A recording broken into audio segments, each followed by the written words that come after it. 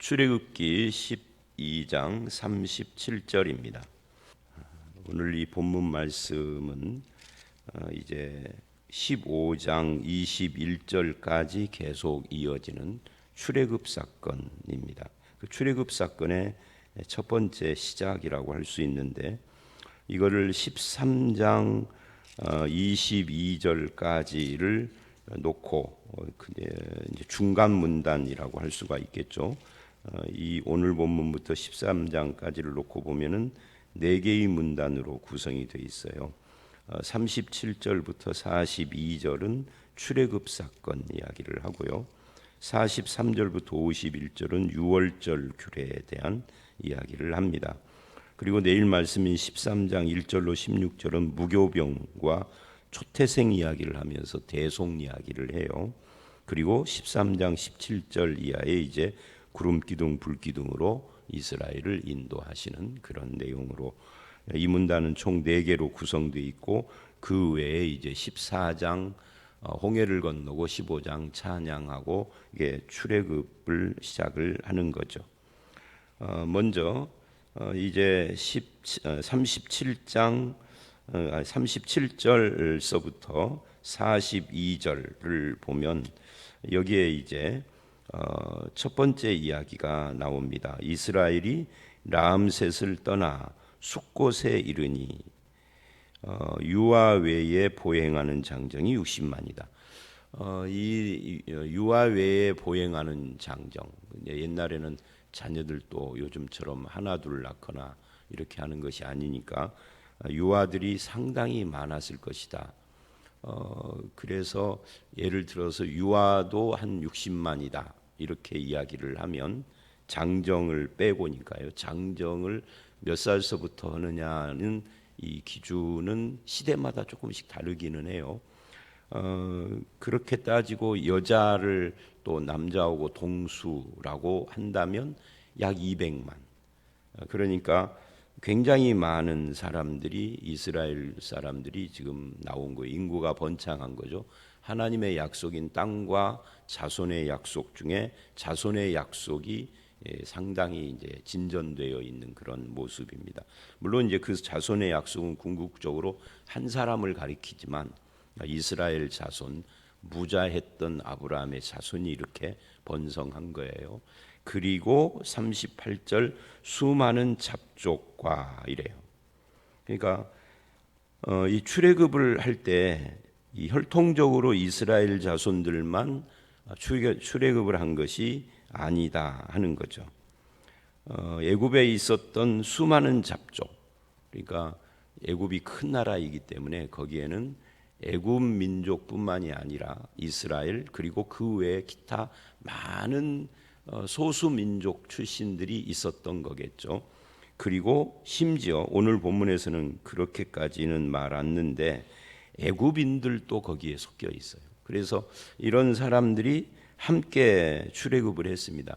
그 사람들이 수많은 이랬는데 이 사람들이 2명인지 20만 명인지 뭐 얼마인지 숫자는 알 길이 없어요. 성경이 기록을 안 하니까. 그런데 꽤 많은 수였다. 2명은 아닐 것이다. 그렇게 따지면 최대 300만이 될 수도 있고, 아니면은 뭐 200만 플러스 뭐 10만일 수도 있고 50만일 수도 있고, 그러니까 200만 이스라엘 자손 200만으로 잡을 때 그보다는 많다는 거죠. 출애굽 인원이. 자, 뭐 숫자가 그렇게 중요한 건 아니겠죠. 근데 이들이 누구냐에 대해서 이제 성경에서 표현하는 것 중에 하나가 레위기 24장 10절을 보면 이렇게 이야기를 해요. 이제 이 수많은 잡족이 꼭 이 부분 하나만 있는 게 아닌데 수많은 잡족 중에 한 부류가 누구냐면 아비는 애굽인이요 어미는 이스라엘인 사람도 있어요. 그런 사람들도 여기에 포함이 되고 있죠. 또 민수기 11장이나 22장을 보면 이스라엘 중에 섞여 사는 무리라고 표현을 해요. 이것이 이제 오늘 본문의 잡족 이렇게 말을 하고 있죠. 이들은 어떻게 해서 함께 출애굽을 했을까? 우리는 이렇게 짐작을 할 수가 있겠죠. 10대 재앙이 계속되어지면서 이들 중에도 순종자가 생겼고 심지어 애굽인들 중에도 하나님의 말씀에 귀를 기울이는 사람들이 생겼다 하는 것을 우리가 알 수가 있어요. 문제는 이 사람들이 나중에 출애굽을 해서 광야 생활을 하는 중에 사사건건 문제를 일으켜요. 물론 이제 민수기에서 문제 일으키는 사건만 말을 해서 그렇지 실제로는 이들 중에는 정말 믿음이 좋은 사람들도 있었어요. 그게 이제 갈렙 같은 사람이 대표적인 예인데 그렇지만 문제를 많이 일으켰습니다. 그래서 어떤 학자들은 이 사람들을 가리켜서 사탄의 술책이라고 표현도 하고 마귀의 모조품이라고 표현을 하기도 합니다. 그런데 그렇게 말하는 것은 조금 지나친 면이 있다고 봐요. 왜냐하면 금방도 말한 것처럼 이 이방인들 중에는 믿음의 사람이 있고 나중에 이스라엘이 귀하해서 그들이 유다 지파에 속한 갈렙 이렇게 표현을 하기도 하고 그렇습니다. 그래서 우리는 이 본문을 어떻게 말을 할 수가 있느냐면 사사건건 문제를 일으킨 사람들은 그 중에 소수일 것이고 하나님의 나라, 하나님의 백성이라고 하는 여기에는 구약 시대에도 이미 혈통을 초월하고 있다. 어째서 그러느냐 하면은 아브라함을 부르실 때부터 이미 하나님께서는 아브라함에게 복을 주겠다 하지 않고 아브라함이 복의 근원이 되겠다. 네가 복이 되어라 라고 말을 하고 그리고 성경은 구약 성경은 계속해서 한두 차례가 아니라 계속해서 이 하나님 나라의 축복이 이방인들에게도 미치는 이야기를 해요. 그러니까 신약 시대에 와가지고 이게 변경된 것이 아니라 구약 시대에서부터 이미 이방인 구원을 말하고 있다고요. 의외로 그 여러 저명한 세계적인 학자들, 뭐 요즘 젊은 사람들에게 많이 유행을 하고 있는 톰 라이트라든지 제임스 던이라든지 하는 이런 사람들도 보면은 이걸 잘 구분을 이해를 못하는 경향이 있다. 아무리 학자라 해도 저는 그렇게 생각을 해요. 마치 구약은 그런데 신약은 이렇게 달라진 것처럼 그렇지 않아요. 하나님의 구원의 역사, 구속의 계획을 보면 신구약이 똑같습니다. 구원받는 것도 똑같고 구원의 대상도 똑같고 다만 이것을 유대인들이 축소한 거죠. 이 축소한 이것을 우리는 유대교 또는 유대주의라고 말을 합니다. 근데 이것에 대한 이해가 학자들 따라 조금씩 다르더라고요. 근데 심각하게 다른 사람도 있더라 그 말입니다. 그러니까 하나님의 구원에는 혈통 중심이 아니라 이미 온 세상 백성을 다만 이스라엘을 통해서 구원자 메시아가 온다는 것이지 구원이 이스라엘에만 한정된다 이렇게 말은 구약에서도 안 한다 그 말이에요. 근데 오늘 본문에서도 이제 그런 장면이 좀 나옵니다. 약간 좀 협소하지만 혈통 중심이 아니다. 그래서 이스라엘처럼 텃세 부리고 무슨 폐쇄적으로 편견을 가지고 우리 민족 하는 것은 하나님의 뜻이 아닌 구약에 기록된 이스라엘의 역사 속에 그들의 변질된 부분인 거죠. 그래서 이 부분에 중다한 수많은 잡족들에게도 하나님의 은혜가 임했다 하는 것을 보여주는 겁니다. 이 하나님의 은혜가 임하였는데 어떻게 임하였느냐 하면은 혈통이나 외모가 아니라 믿음으로만이라는 그런 원칙이 생기는 거죠. 그래서 이제 이 부분을 우리가 이 37, 8, 9절 이것을 우리에게 적용을 한다면 우리도 현대 교회도 또 다른 그런 혈통주의 이걸 이제 다른 말로 순혈주의라고 합니다. 이 교회 이번 주일날도 그런 표현을 했는데 내가 4대째 이렇게 하는 사람들처럼 이 교회의 순혈계가 나다. 너는 삐져 들어온 굴러온 돌이다.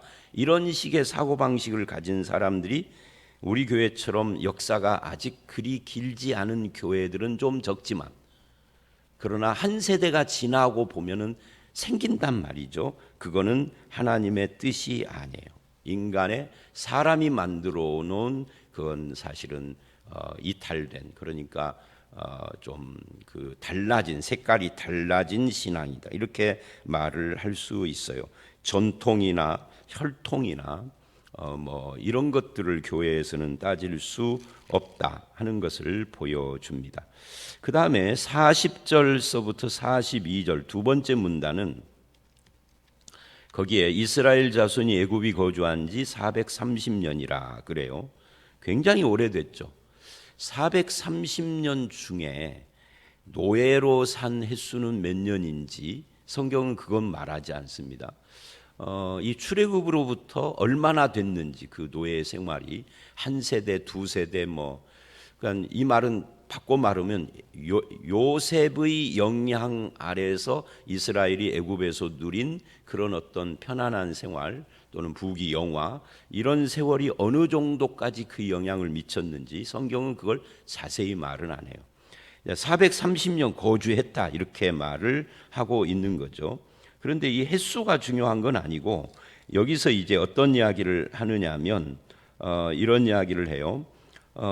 이 42절, 이 밤은 그들을 애굽 땅에서 인도하여 내심으로 말미암아, 드디어 430년을 끊고 출애굽이 시작이 되는데 여호와 앞에서 지킬 것이니 이 밤을 지켜라. 이게 이제 유월절 규례를 말하는 겁니다. 이는 여호와의 밤이라 이스라엘 자손이 다 대대로 지킬 것이니라 하고, 대대로 영원히 이것을 지켜야 된다. 이거 어제도 말씀드렸죠. 하나님의 교회, 어머니 하나님 장길자를 섬기는 그런 데나 또는 안식교, 이 어머니 하나님 장길자의 뿌리가 안식교거든요. 안식교 하면 우리가 생각나는 게 이상구 박사. 그 이상구 박사가 몇 년 전에 안식교를 부정하고 나와서 일반 교회로 옮겼죠. 그런데 그 안식교가 삼육재단, 두유 나오는 그런 곳입니다. 대학교도 있고 삼육대학도 있고 그 외에도 많은 것이 뭐 병원도 있고 그러는데 이단이에요. 물론 이제 안식교가 워낙 번창을 해서 미국 같은 데서는 이단이라는 말을 잘 안 는다고 그래요. 근데 한국 사람들은 그거 분명한 걸 좋아하는 민족이라 이단입니다. 그 이단에서, 그 안식교에서 나온 이단이 많아요. 대표적인 이단이 두 가지인데 바로 하나님의 교회와 신천지입니다. 신천지 이만희도 거기서 영향을 조금 받았어요. 많이는 아니어도. 자, 어쨌든 이제 대대로 지켜라 이 말씀 때문에 이제 그 뭐 이단 이야기를 했는데요. 그래서 그 하나님의 교회 같은 데는 실제로 유월절을 지금도 지켜야 된다 이렇게 말을 해요. 그래서 이제 거기 다니는 사람들이 그걸 주장을 해서 제가 물어봤죠. 그러면 당신네들은 지금도 그날 1년에 한 번씩 양 잡냐? 피 뿌리냐? 집에 아파트 살 텐데 아파트 문 현관에다 피 뿌리냐? 그리고 양 고기 먹고 무교병도 함께 먹느냐? 그리고 짐 싸서 그날 밤에 이사 가냐? 홍해 건너느냐? 여러분, 어머니 하나님 교회 만나서 그런 이야기를 하면 그거 반드시 물어보십시오. 예. 그러니까 어디까지 물어보느냐면 짐 싸서 아파트 이사하고 홍해도 건너는 데까지 물어보셔야 돼요. 그래야 6월절이거든요. 홍해 건너는 거 안 하면은 소용없어요. 건넌 다음에는 어디를 가야 돼요? 요즘은 거의 머니까 걸어서는 못 가고 비행기 타고 시내산 거쳐서 가나안 땅까지 가셔야 돼요. 6월절이 그래야 완성이 돼. 이왕이면 40년 방황도 좀 하시고 그렇게 하셔야 돼요. 그런데 6월절 지킨다고 하면서 대체로 어떻게 할까요? 나는 안 받지만, 그러니까 말을 못해요. 말을 못하더라고요. 근데 안 받지만 분명히 이렇게 할 거예요. 헌금 내라 그럴 거예요. 헌금으로 퉁칠 거예요. 근데 6월절은 절대 헌금으로 퉁치는 문제가 아니에요. 실제로 양고기를 먹어야 해. 문설주에 발라야 하고. 근데 이제 문설주에 바르는 것까지는 그렇다 쳐도 양고기 먹고 이사 가야 해. 그리고 바다 건너야, 홍해 바다. 홍해 못 건너면은 제주도라도 가야죠. 말도 안 되는 이야기를 지금 하는 거예요. 이 6월절 이스라엘도 그렇게는 안 했어요. 첫 번 6월절만 그렇게 했지 그렇게 안 했어요. 자, 다시 그래서 이 유월절은 유월절 어린 양 되신 예수 그리스도의 구원을 말하는 겁니다. 그렇게 영원히 대대로라는, 이거는 영원히 주님 재림하실 때까지 불변하는 구원의 원칙이죠. 자, 그래서 그걸 대대로 지키라 이렇게 해서 이게 두 번째 문단입니다. 마지막 세 번째 문단 43절로 51절까지. 그러고 보니까 아까 51절 제가 안 읽었나요? 제가 지금 정신이 없이. 자, 그래서 여기까지는 유월절 규례에 또 하나 하나님이 강조하시는 것이 등장을 하는데, 그게 뭐냐면 할례예요. 아까 첫 번째 문단에서 하나님의 구원은, 즉 출애굽은 혈통으로 하지 않는다. 그래서 구약의 이스라엘은 하나님 쪽에서는 혈통주의가 아니다 라고 말을 했습니다.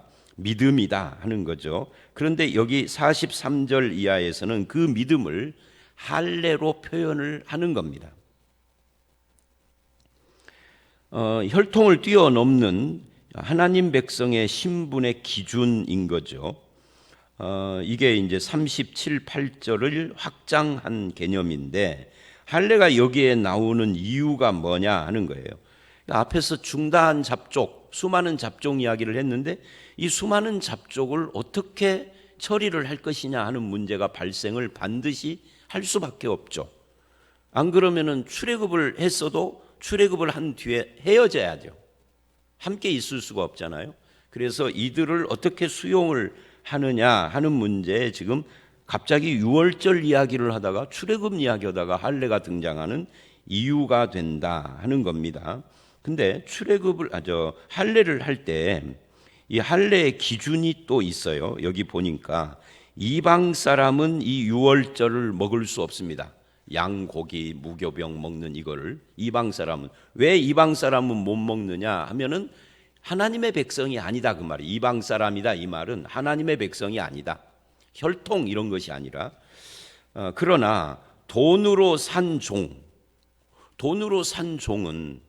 돈으로 비록 샀지만, 혈통은 아니지만 샀으니까 우리 집 안 사람, 내 것이 된 거죠. 내 거니까 우리 집안 사람이죠. 그러면 이 사람은 이스라엘에 속하게 된 거예요. 비록 노예지만 이스라엘이다 그 말이에요. 그러니까 이 사람은 먹을 수 있어. 어떻게? 할례 받은 뒤에. 왜냐하면 이 할례가 구약 성경에는 원래 아브라함에게 주었을 때 할례의 의미가 뭐냐 하면은 이게 죽음을 뜻하는 거예요. 육체의 능력의 죽음. 그래서 인간의 능력이 아니라 하나님의 은혜와 하나님의 약속과 이런 것으로 되어진다. 그것이 이삭이다. 이걸 보여주는 겁니다. 그리고 그 이후에 이삭의 자손들이 이스라엘이잖아요. 이 사람들은 다 약속의 자녀예요. 근데 내가 이 약속의 자녀에 속했다 하는 걸 뭘로 증명을 하느냐면 혈통으로가 아니라 할례로. 그러니까 오늘 본문에는 그 말을 않지만 다른 성경에 보면 이스라엘 혈통으로 태어난 사람이라 할지라도 할례를 안 받으면 이스라엘에서 끊어낸다 그래요. 그러니까 이 할례는 죽음을 상징하지만 한편 이것이 하나님의 백성됨을 상징하는 것이에요. 그러니까 신약으로 오면 이게 믿음 고백과 같은 것이죠. 그래서 그것을 통해서 돈으로 산 종은 혈통은 이스라엘이 아니지만 할례를 받으면 이스라엘로 간주하고 받아들이는 거예요. 그때부터는 누구든지 그 종의 자식이라 할지라도 할례 받으면 다 이스라엘이 되는 거죠. 그래서 이스라엘은 애초부터 아브라함 때부터도 그렇지만 이 출애굽 때부터도 혈통을 뛰어넘었어요. 나는 이스라엘 출신이야 하고 먼 훗날 한 2000년쯤 지난 뒤에 나는 순혈 이스라엘이야 그러지만 DNA 검사를 하면은 아닌 섞여 있는 사람들이 많을 것이라는 거죠. 그래서 하나님의 기준이 할례였어요. 그래서 이것을 이제 학자들은 할례의 개방성 이렇게 표현을 하기도 합니다. 그리고 이제 또 무슨 말을 하느냐면 거류인과 타국 품꾼은 먹지 못하리라. 거류인, 지나가는 사람이죠. 잠깐 이스라엘 들렸다가 가는 사람, 이 사람은 하나님의 백성이 아닌 거죠. 여행객이니까. 타국 품꾼, 이 사람들도 자기들의 적은 타국에 있고 이스라엘에 와서 일만 하는 사람이니까 이들도 먹을 수가 없습니다. 이들이 먹으려면 그렇다면 종교적으로 이스라엘이라는 고백을 해야 하는데 이들도 할례를 받아야만 하겠죠. 이스라엘로 귀화를 하는 거죠. 근데 그렇게 이야기를 지금 쭉 할례에 대한 강조점을 가지고 말을 하고 있습니다. 나중에는 할례가 율법화돼요. 이스라엘의 역사의 중반 이후 후반기로 가다 보면은 할례가 율법화돼서 나는 할례 받은데 너는 할례 안 받았다. 할례 안 받은 사람들은 완전히 개돼지 취급을 하고 이제 이렇게까지 율법화되는데 그래서 이제 그 신약 시대의 로마서를 보면 이렇게 말을 하죠. 육체의 할례가 할례가 아니라 마음의 할례가 참 할례다. 이렇게 말을. 마음의 할례라는 게 뭐예요? 하나님 안에서 나의 육체적 능력은 죽었고 하나님의 약속으로 되는 것이며 나는 하나님의 은혜 아래 삽니다. 뭐 이런 고백을 하는 것을 말하는 거죠. 그 고백이 없이 육체의 할례만 받으면 그 소용없다는 거죠. 그러니까 우리로 말하면 신앙 고백은 안 하면서 세례는 받았어. 그런 사람들 많죠. 어렸을 때 교회 다녔는데 지금은 안 다니고 무신론자예요. 근데 세례는 받았어요. 제 주변에도 있어요. 그러면 그 세례가 효과가 있냐? 그렇지 않죠. 세례가 효과가 없어요. 예를 들면 천주교 같은 경우에는 영세라고 해요. 영세나 세례나 똑같은 말입니다만은 이 영세 세례를 구원의 조건으로 넣어요. 7성례라고 합니다. 7개의 성례. 그 중에 하나가 세례 받는 것이 구원이다 그 말이에요. 근데요, 그 돌아가신 노무현 씨도 세례 받은 사람이에요. 노무현 씨 살아 있을 때 그때가 김수환 추기경도 살아 있었던가요? 하여튼 뭐 만났던가 그래요. 근데 그때 신문을 보니까 노무현 씨가 자기를 뭐라고 그러냐면 냉담자라 그렇게 표현을 해요. 냉담자. 이 천주교의 용어입니다. 냉담자가 뭐냐면 세례를 받고 세례명도 받았는데 뭐 한국 사람인데 이름이 마리아고 뭐 요셉이고 이렇게. 그런데 냉담 그 후로 교회를 안 다닌다 그 말이에요. 구원 받나요? 세례 받았는데. 천주교는 세례 받으면 구원 받는다 그래요. 그래서 안 믿던 사람도 우리 아버지 돌아가시려고 그러는데 신부님 그러면 신부가 뭐 물통 같은 거 갖고 가서 그 돌아가시는 양반 머리에다가 물을 뿌리면서 영세를 준단 말이에요. 우리 아버지 구원받았다 이래요. 근데 냉담자가 됐는데 신앙 고백을 안 했는데 신앙 고백을 부인하는데 구원받나요? 성경은 그렇게 말하지 않아요. 그건 참 세례가 아닌 거죠. 마음의 세례가 더 중요한 거죠. 마음의 할례 이야기를 한다면 구약 이 할례도 그러니까 이 할례라고 하는 것도 결국 믿음 없는 할례를 하나님은 인정하지는 않아요. 자, 어쨌든 다시 돌아와서 그래서 이제 그렇게 할례 받은 사람만 먹는다 하면서 46절 한 집에서 먹되 그 고기를 조금도 집 밖에 내지 말고 여기 뼈도 꺾지 말지며 이제 많은 성경 주석가들은 이 뼈도 꺾지 않는다 이것이 유월절 양 되신 어린 양 되신 예수 그리스도께서 십자가에서 그 무릎뼈를 이제 십자가에 죽는 사람이 그 확실하게 죽는 걸 확인하려고 무릎뼈를 꺾어요. 혹시 안 죽었어도 살아나지 못하도록. 그런데 군병들이 와서 예수님을 확인을 해보니까 죽은 게 확실한 거예요. 그래서 무릎을 안 꺾어요. 안 꺾고 대신에 무릎은 안 꺾는 대신에 옆구리를 창으로 찔르죠. 창으로 찔러서 물과 피가 다 쏟아졌다. 그러니까 확인 사살한 거예요. 그런데 무릎을 안 꺾어요. 그게 이 말씀과 관계가 된다. 이 말씀 말고도 구약의 다른 데도 이 표현을 하지만 그렇게 말을 하기도 합니다. 이스라엘 회중이 다 이것을 지킬지니라. 그 다음에 또 이래요. 48절 너희와 함께 거류하는 타국이니 그 타국인이 45절에 타국 품꾼일 수도 있죠. 일하러 왔다가 여호와의 유월절을 지키고자 하거든 남자는 다 할례를 받아라. 여자는 말 안 해요. 그러니까 이때는 여자는 남자에게 속한 걸로 생각을 했는가 보죠. 그래서 할례를 받아라. 할례 받은 후에는 본토인과 같이 될 것이나 할례 받지 못한 자는 먹지 못. 그러니까 기준이 할례다 이 말입니다. 그리고 할례는 마음에 있어야 된다.